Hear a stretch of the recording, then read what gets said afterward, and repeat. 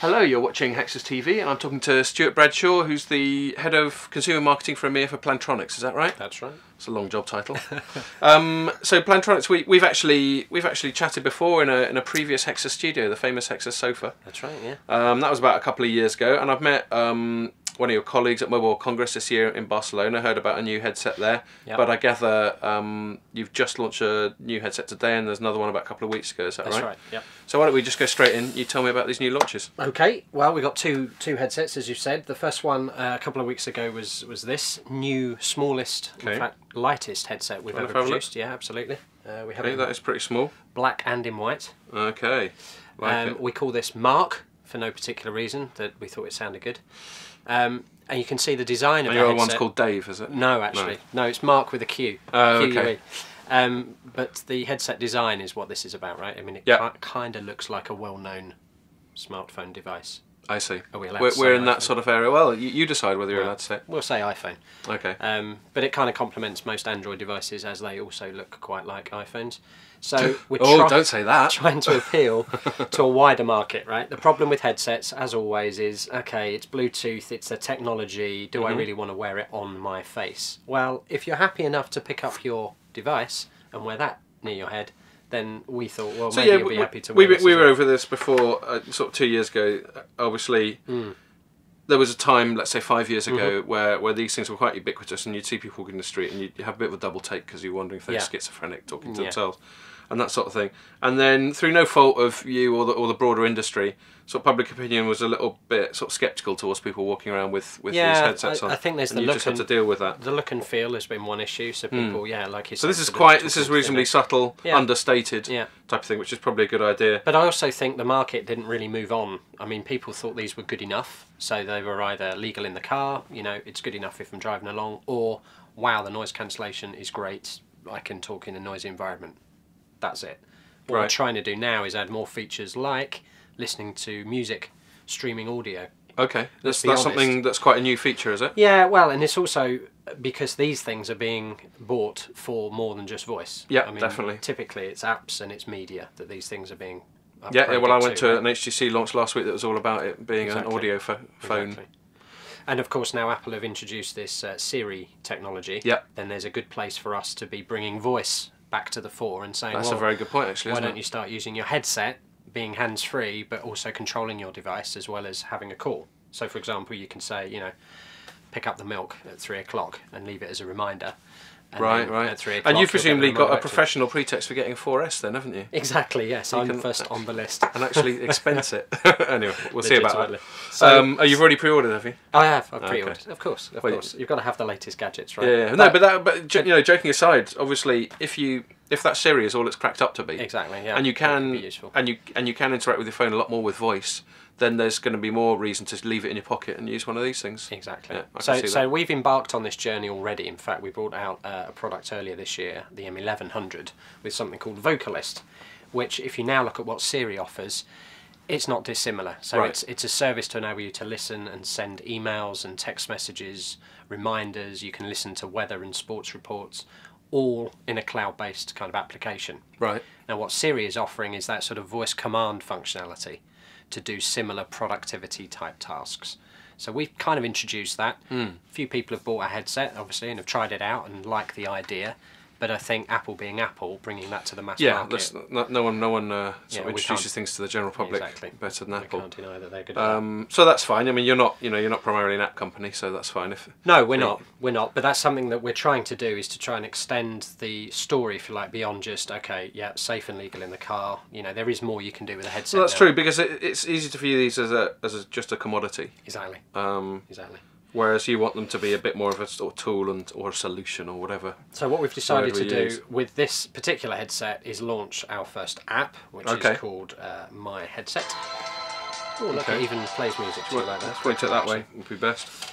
So this is kind of the sort of home screen for the app here, and you can see it's got basic kind of functionality in there, like how to pair your headset. So the word pairing to a layman on the street doesn't really mean a lot, right? It certainly and it can be quite arcane, and you have to press this a certain amount of times and press that.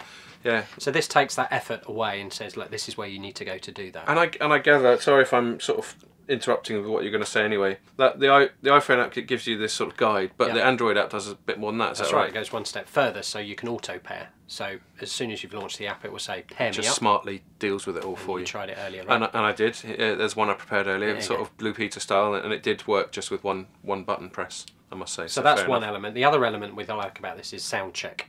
Right. So again, most people, when they're in a noisy environment, are either worried or about how they sound to another person, or they totally forget they're in a noisy environment and spend 10 minutes going, can you hear me? I can't hear you. Mm-hmm. Total waste of time. So this way you can check beforehand if you're going to sound good on a call. Right. So you simply... And then keep tweaking it until it's to your satisfaction. Exactly, yeah. So put the headset in, press record, make a note to yourself, and then play it back. Yeah. Or if you want to, you can email it to yourself. So you can actually use it as a little reminder. Oh, okay. I see. So it's a bit like the Voice Memos app within the iPhone, for example. Yeah, we're just kind of taking that feature. Okay. But again, you know, this is all about just adding more value. More value to the headset. And there's other things like listening to your iTunes library. So you can quickly access that, put your headset on. What, through the app? Through the app. Okay. And then you can listen to any music or media. Okay. So again, extending the use of this beyond making calls into that sort of media. So these are called Marque with a QUE. Yep. And you're obviously, you know, one market you're targeting is obviously iPhone users. Yeah, very much so, and particularly those users that haven't tried a headset before. Right. Okay. Yeah. So yeah, I hear you. And where we'll be able to get these? So the good news is Apple have decided they're going to list the white one. Yeah, indeed. So this will be in their stores in November. Cool. Just in time for Christmas. Oh, well, that's handy for you. Well done on that. Yeah, no, that's good news. And then across Europe with a bunch of our usual retailers that take usual channels. Yeah, okay. Yeah, exactly. So yeah. Okay, good. So that was that. I'll give you this one back as well. So that's the Marque. And then for those mobile professionals. Oops. Oh, terrible. We've got there goes your TV career. Yeah, there goes my career. The Voyager Pro. Now, you know the Voyager Pro. That's what we talked about 2 years ago. That's what you heard again about at Mobile World Congress. Indeed. So this is actually our third generation of this headset. Reason is it still sells very well. So we had Voyager, Voyager Pro, and now we got... Well, we have Voyager Pro, Voyager Pro Plus. Oh, okay. And now Voyager Pro HD. There we go. So HD is about wideband. I was about to say, justify that in an audio sense. Yeah, it's a tricky one, this, because wideband, again, not a well-known sort of part of the story yet. The easiest way to explain it, I suppose, is when the networks upgrade to this sort of 4G, then what you should get is better call quality. Because you've got better bandwidth for general exactly, hence data wideband, information. Right? Yep. So yes, better for data, but also better for voice. Mm-hmm. So you get a greater range of frequencies on your voice, so you actually sound more real. Real. What we're trying to do is extend that all the way from the network, through the handset, through the Bluetooth link to the headset, so you get the same experience all the way through. Okay. So it's actually quite dependent on the device supporting it. Indeed. And not all handsets are 4G ready yet. You're right, and then the network. Yeah. Okay. So we're kind of future-proof. Yeah, I hear you. And what else has improved about this? So for the first time... Apart from this obvious improvement here. Obviously the red stripe. The one I've got has not got a red stripe in it. I feel quite inadequate now. So we are trying to create some red stripe envy for any Voyager Pro Plus users. So apart from the red stripe and the fact that it's a bit sleeker and a bit more... It's a bit shinier, blacky and that kind of thing. We've added sensors, which means when you now put the headset on, it automatically answers the call. Okay. Okay, so phone's ringing, put the headset on. But doesn't the one that was launched in February have some kind of sensor on it? That does. So it's the same technology as the one in February. The one in February we've squarely kind of marketed at the enterprise market. So those people that are using a Microsoft soft phone, for example, in the enterprise, and they're working on a mobile and a PC soft phone. Mm-hmm. Simultaneously. This is really aimed at just the mobile phone user. Okay. So it's bringing that sort of technology down to a new price point, to a consumer kind of. Okay, right. So this sensor's really cool. Not only is the kind of on-off great for picking up calls, but it will also play and pause music. So play when it's on, pause it when it's off. So it's got quite a dynamic two-way relationship with the phone. Exactly. Right. It will lock the call answer in button when you're not wearing it, so there's no accidental redialing and or anything like that. If I remember rightly, that's just launched today. Is that's that right? right. So today being the 11th of October, depending on when we turn around this video. Exactly. Yeah. So I expect this to probably be on Apple Online. I mean, the Voyager Pro sold very well, so anybody that's using a headset intensively, so they're making a lot of calls.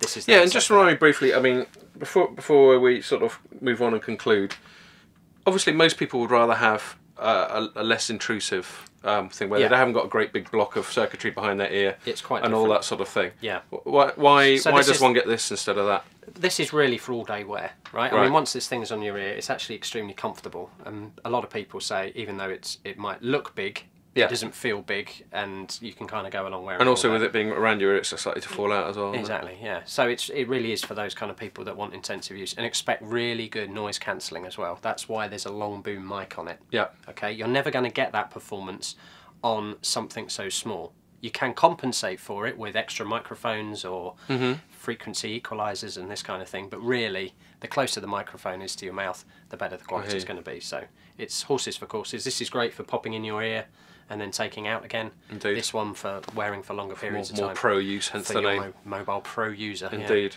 Yeah. Okay, and then just to sort of wrap things up, you guys are obviously quite innovative in the headset space, and as we covered, 5 years ago, they were perhaps in some ways more in vogue than they are now, but they still have their uses. What sort of innovations, what are you guys doing to sort of keep people interested in the next few years? Yeah, it's interesting. With the smartphones becoming more ubiquitous, I think stereo has suddenly become the thing that people are buying headsets for, right? And that's for music more than... predominantly for music. So since you get a couple of earbuds with an iPhone, for example, people are quite happy walking around with the things in their ear, just listening to music and then making the occasional call. Yeah. So a whole market has developed in the last 2 years around what we call soap on a rope. So a microphone on the wire. Right, yeah, I've seen people, and they invariably sort of end up lifting it up to their mouths, don't they? And we don't think that's a good experience. So we've always been about what we call transmit, which is microphone performance, and receive, which is speaker performance. And we want to give the best possible experience at both levels. So that's what we're working on. And you guys have been dabbling in, because I know I tried out some, I'm pretty sure they're Plantronics ones, some stereo Bluetooth headset. Obviously, the big appeal of Bluetooth is no wires. That's right. And I like the idea, especially for the gym. It's a bit annoying when you got this sort of wire flapping about while you're doing your gym thing. And they were fine. I found the sort of volume could have been a bit higher, but then actually that's a complaint I've got about a lot of things. Things actually coming along quite a lot in the stereo Bluetooth headset. Yeah, I mean, wearing style is the biggest difficulty, I suppose. So the ones you tried were sort of round the back. Round the back, but they only fitted in the ear. They channeled the music in. A lot of people prefer sort of big, classic cans. Yeah. There's numerous ways of doing it.